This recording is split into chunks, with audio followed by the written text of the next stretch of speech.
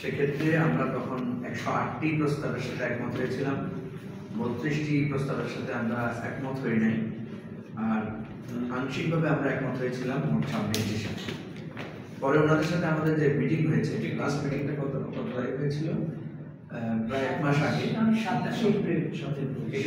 7 এপ্রিলে তাদের সাথে আমাদের যে মিটিং হয়েছে, সেই মিটিংয়ের পরে আমরা কিছু আমাদের যে দ্বিমত ছিল সেগুলো আমরা পরিবর্তন করে টোটালি আমরা একমত হয়েছি 166টার মধ্যে থেকে 138টাতে, আর 10টাতে আমরা বলেছি যে চূড়ান্তভাবে আমরা একমত না, আরো 18টার সাথে আমরা একমত পোষণ করেছি। আমাদের যে কমিটি এটার পেছনে কাজ করেছে, আমাদের বেস্টার সানি আব্দুল হকের নেতৃত্বে, আমরা এই ধরনের কালার কোড দিয়ে তাদেরকে সেই প্রস্তাবনাগুলো আমরা তুলে ধরেছি, যেখানে আপনার বিস্তারিত বেস্টার সানি হয়তো বলবেন। আমরা যেগুলো সাথে একমত সেগুলোতে আমরা কোনো কালার ব্যবহার করিনি, আর আগে যেগুলোর সাথে আমাদের আংশিক একমত ছিলাম সেগুলোতে আমরা হলুদ কোড ব্যবহার করেছি। চূড়ান্তভাবে আমরা যেগুলোর সাথে একমত পোষণ করেছি সেখানে আমরা গ্রিন অর্থাৎ সবুজ কোড ব্যবহার করেছি, আর যেগুলোর সাথে আমরা এখনো একমত না, ফাইনালি আমাদের স্ট্রং দ্বিমত আছে, সেগুলো আমরা রেড অর্থাৎ লাল কোড ব্যবহার করেছি। আমরা আপনারা জানেন প্রথম থেকে বলেছিলাম যে আমরা জাতীয় ঐকমত্য তৈরির স্বার্থে আমরা কিন্তু নমনীয় নীতির পক্ষে। আমরা যদি কোনো একটা বিষয়ে এক্সট্রিম পজিশন ধরে রাখি, আমরা আমাদের দলের মতামত ধরে রাখি, অন্যরা ধরে রাখবে, ফলে একমত হওয়া যাবে না।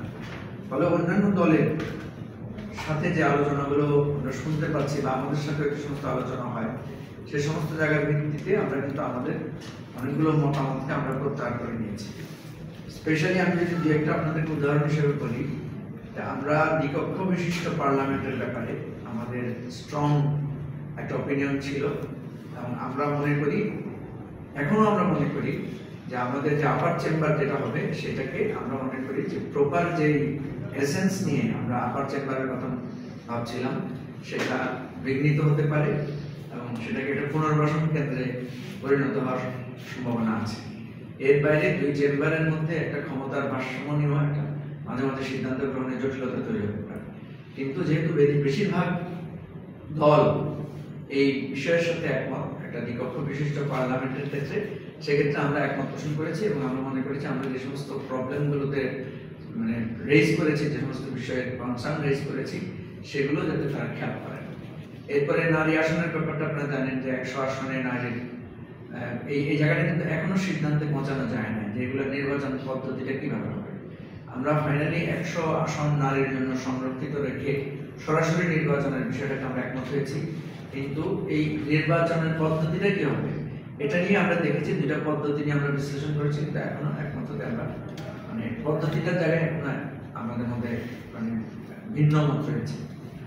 তো আমরা এর বাইরে একটা জিনিস আমরা আজকে স্পষ্ট করে বলেছি, সেটা হচ্ছে যে জাতীয় ঐকমত্য কমিশন অনেকগুলো মিটিং করছেন, অনেক দলের সাথে আলোচনা করছেন, কিন্তু এখন পর্যন্ত আমরা তাদের যেই কনক্লুসিভ প্রসেস এটাতে আমরা সন্তুষ্ট না। আমরা বলেছি যে আমরা মনে করি যে জাতীয় ঐকমত্য কমিশনের কাজের অগ্রগতির ব্যাপারটা আমাদের কাছে এখন অস্পষ্ট, ফলে আমরা ওনাদেরকে বলেছি যে আপনাদের কাজের প্রোগ্রেস জায়গাটা আমাদেরকে আরেকটু আপনারা স্পষ্ট করেন। ওনারা বলেছেন যে কিছু দিনের মধ্যেই আমরা হয়তো স্পষ্ট একটা গাইডলাইন পাবো।